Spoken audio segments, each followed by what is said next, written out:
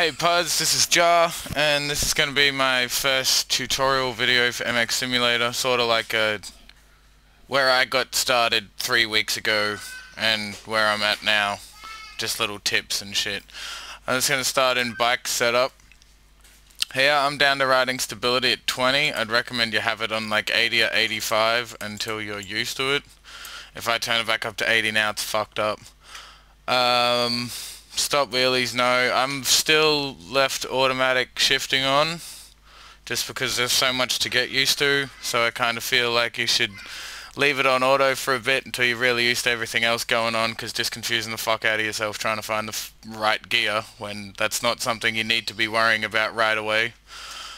Yeah, it's pointless. Bike, I'd recommend you do start on 125 just because it's a lot fucking easier to get all your shit going. Like, just taking off and handling in general, you're not going to top out your speed. You'll top out your speed, but it's not going to fuck you up too much like getting on a 250 or a 450 will. So when you're starting, I'd recommend staying on a 125. I was in a freestyle park, so I kind of got my freestyle set up. I'll show you just basic setup for... I'd rip this off the net somewhere. It's all sort of around 40s and 50s. And this just it keeps you nice and balanced coming over the jumps. You're not too dependent on leaning at just the right fucking angle. But yeah, follow this setup and you should just be able to do some laps on Supercross and feel nice and comfortable, get used to the bike. Advanced stability setup, I'll leave that for now, just leave it as it is as default. And probably I'd start in time trial, and I ride all crest, or used to ride all crest a lot, just to kinda get used to everything. All crest doesn't have whoops, it's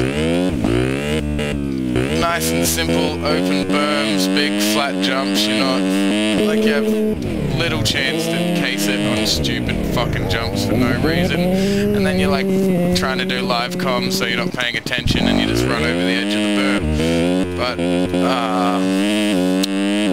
I think I said this to you the other day, if you press tab you go into like the behind the bike view.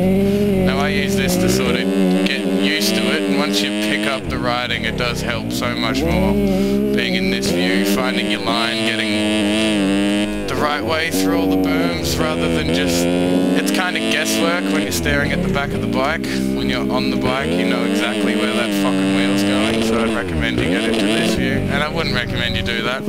But what I was going to have a crack at during this little live commentary thing is I was going to do a novice race on all crest. Now in my opinion, I've only been playing this 3 to 4 weeks, so if anyone else is actually watching these videos, like leave a comment with other tips and tricks and things to learn. But yeah, in my opinion is all crest, novice, race this until you can start smashing them. In your starts, watch this.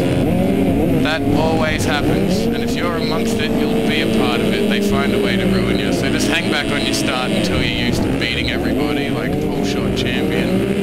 And you'll end up in the top 4 or 5 just by the first corner.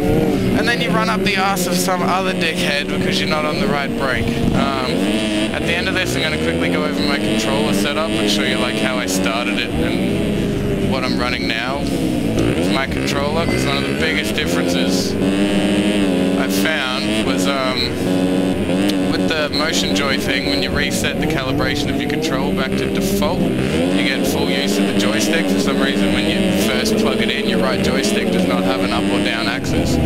Now when I was able to default it, I could change my rear brake to down on the right thumbstick, which is helping a lot, stopping just over braking in your rear and throwing you off the fucking bike. And that guy just pushed me. Did you see that? He pushed me. What a dick. And my front brake's on R2 and my throttle's up on the right analog stick, so now I have like throttle control rather than just pressing a button and hitting full pitch every time. So yeah, I'm finding that is helping so much more with Ah, not that sort of shit, that's for sure. Just bouncing off fucking hay bales. What a douchebag. Yeah, trying to look cool in front of my friends, and I'm making myself look like a fool. You can probably hear the kids in the background. They're in the playground. Going ape shit. But yeah, this is sort of where I'm at the moment. If I wasn't talking to you right now, I feel like I'd be smashing these guys. Once you sort of get your lines down, you start to find a rhythm. This sort of shit too. Know which jumps you can and can't come smashing at, because unlike a lot of fucking motocross games, you can't just pin it and make it over the jump. Like, if you're landing awkwardly, you're coming off every fucking time. Places like this, try not to lock your front brakes up too much, because you will end up going straight over your handlebars. I sort of, with anti-lock on, I'll lock the rear, and just like that, be leaning back and tapping the front brake, and that seems to pull you up the quickest. I'll probably get better at this, and my opinion on that will change if anyone else has got braking tips. Like, I'm sort of just figuring out the braking now. So if you could leave some tips, that would be super sweet. Well, look at me making moves. I'm not going to get too big-headed about this, because I want to actually beat these assholes up. And fifth, let's go, bitches. I've turned the races down to 3 laps. As I said, when you're starting, dude, like, staying on the bike is the main point. If you can stay on the bike, you'll do so much better in the races than jumping all the rhythm sections correctly and that sort of shit. Like, especially if you've got it on novice and you're racing tracks that didn't come with the fucking game, then, yeah, the novice skilled riders in just the new race section are ridiculously terrible. Like me, they're just as terrible as that, front flipping hay bales and shit. But if I can get on my fucking bike quickly, I might be able to catch this douchebag. He's not that far away. Just gotta pull my finger out and stop being a knobface and having jackasses in fucking RMs running over me. Now my kids are out making a ruckus, can you hear them? Man, they're awesome. Jonah went to bed last night in a bear suit. It's the cutest thing in the world. But I try and double this, and I failed.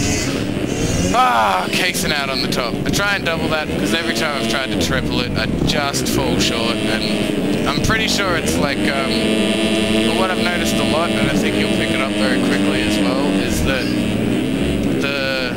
the corner before the jump pretty much defines your jump. Like, if you can't square off out of the corner, and if you can't hit a nice line to maintain some speed, pull some good speed out of the corner, a lot of those triples and shit you'll never hit.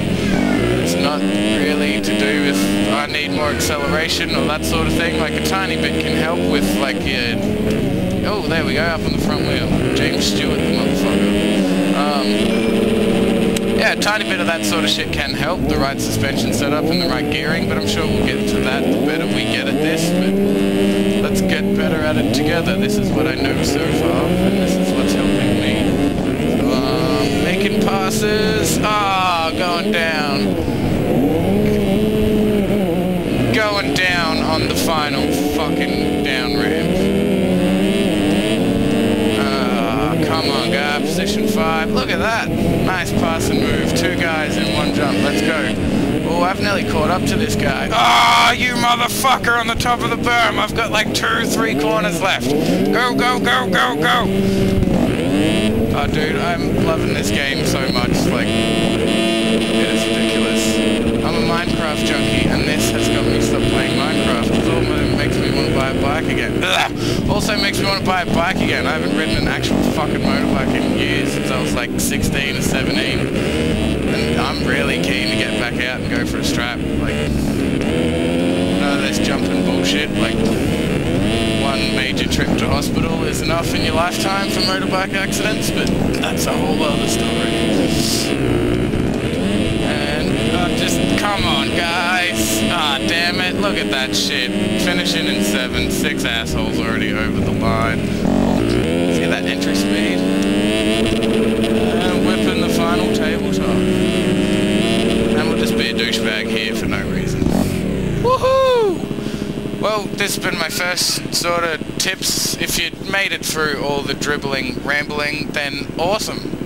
Super sweet. I hope any of my tips or tricks could help you out in your beginner's learning curve to this crazy game that is MX Simulator. If you have any tips or tricks that you want to share with us, guys, like I'm making these for puzzles as we get better, I'll sort of make one each week as to what I'm doing that week, what I've changed, how I'm riding, how I'm improving, and yeah, any tips I sort of pick up on the way. If you've got any tips and you're watching along with us, then leave them in the comments below, and we may address them in a future episode.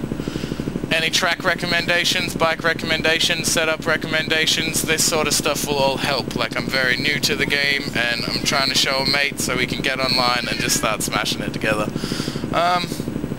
Yeah, this has been Jar. I'll see you later, Puz.